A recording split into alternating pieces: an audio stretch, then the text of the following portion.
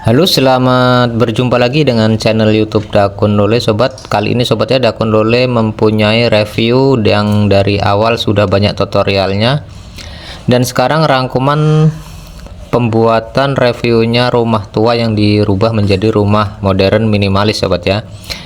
Seperti ini cara pemasangan kapnya bagian teras. Kalau dari belakang atapnya pelana, sobat ya, jadi lari ke teras atapnya limas. Jadi seperti ini awal mulanya. Kita pasang dulu balokan yang akan kita buat sebagai atap limasnya. Sudah kita bagian tengah sudah kita buat, untuk bagian undernya untuk limas, sobatnya, ini diambil dari hordeng yang paling bawah. Jadi kita sesuaikan ketinggiannya dengan limasan bagian depan. Jadi dimana ketemunya nanti kita di situ tambah kayu agar rata, sejajar, sinkron dengan limasnya bagian depan, sobat ya. Jangan sampai terlalu pendek. Kalau terlalu pendek kelihatannya ceper dan tidak pantas, tidak sesuai dengan bodi rumahnya. Jadi kalau kita setting sebelumnya sudah kita hitung, kita akan mendapatkan hasil yang sesuai dengan ketinggian rumah. Dan seperti ini bagian belakang atap pelana, kedepannya limas, salah settingnya seperti ini. Dan untuk bagian balok, sobat ya, kanan, kiri, tengah kita buat catok seperti ini, sobat. Ini fungsinya agar benar-benar kayu saling kait mengait, agar ketika ada gerakan-gerakan saling mengait, sebelah sana pun sama, sebelah depan pun sama, semua dicatok namanya, sobat ya. Kalau dunia pertukangan namanya dicatok. Jadi kita buat seperti ini.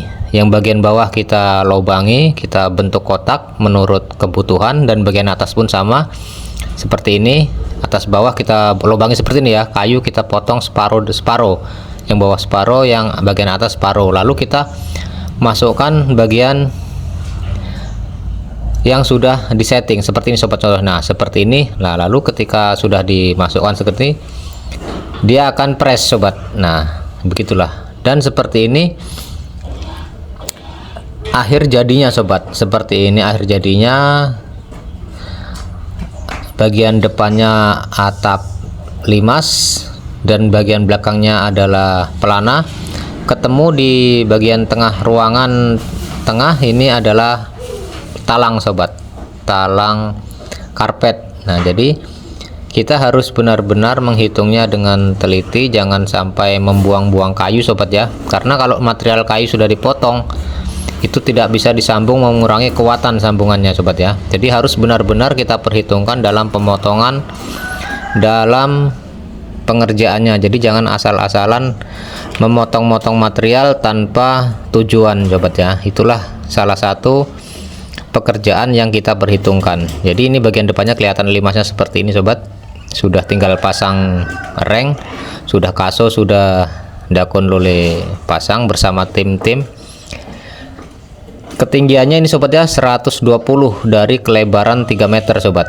Jadinya seperti ini, jadinya sudah cukup cantik. Karena Dakun Lole bukan sekolah, karena ilmu Dakun Lole ortodok itu ya, belajar di lapangan. Jadi di situ di lapangan ya, disitulah ya ilmu Dakun Lole. Nah seperti ini penampakan yang sudah dipasang talang karpet dari atas, under yang sudah di atas, dari atas kerpus. Seperti ini penampakannya, sudah dipasang reng, tinggal siap pemasangan genteng, sobat ya. Dakun Lole mengerjakan bersama tim, cukup melelahkan di bagian atas.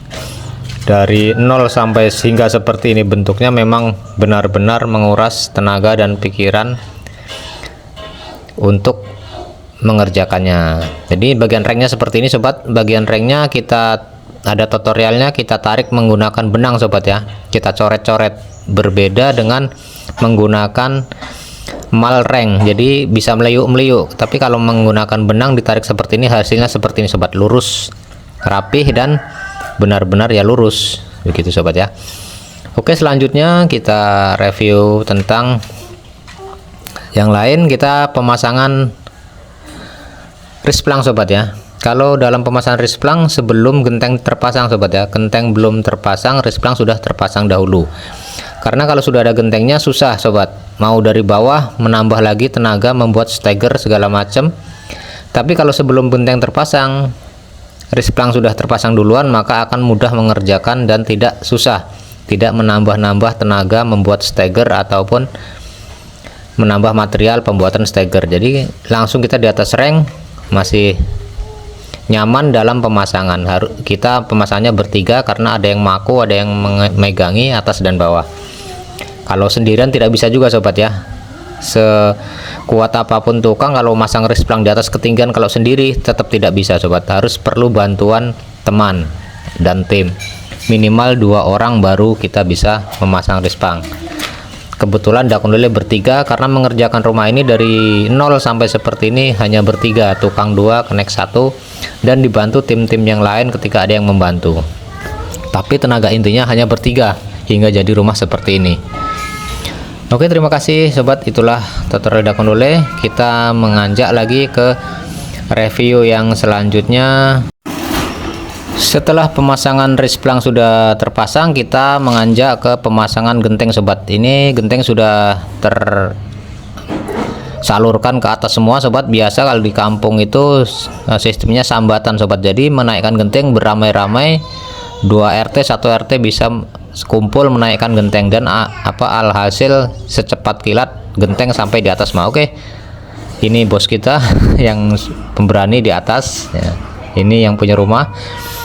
Dan sobat, ini untuk pemasangan genteng, ini genteng kodok sobat ya. Kita harus benar-benar press dengan nok genteng yang sudah tersedia. Jangan sampai kita asal-asalan, tidak nyantol ke rengnya untuk pengaitnya. Dan ini yang sudah Dakun Lele pasang sobat ya, genteng kodok yang Dakun Lele pasang sudah terpasang, sebagian depannya sudah rapi. Setelah rapi semua seperti ini, lalu kita pemasangan kerpus sobat. Dalam pemasangan kerpus kita pasang ujungnya bagian depan harus rata dengan ujung bagian atas sobat ya.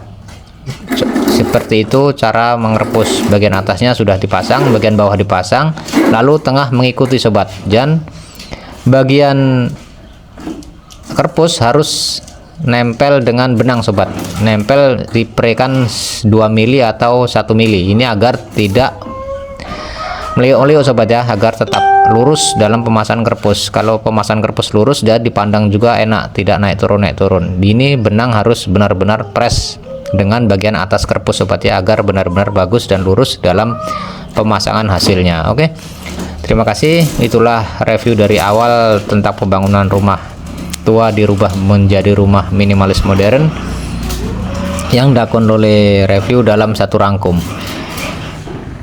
Dan ini sobat, hasilnya rumah tua yang Dakun Lele kerjakan dari nol sampai hingga seperti ini dia hasilnya sobat ya. Dan untuk bagian rumah tuanya bagian cat warna pink itu sobat ya, jadi kita tambah sampai hingga 4 meter seperti ini jadinya. Oke, terima kasih, jangan lupa subscribe-nya channel YouTube Dakun Lele. Semoga bermanfaat.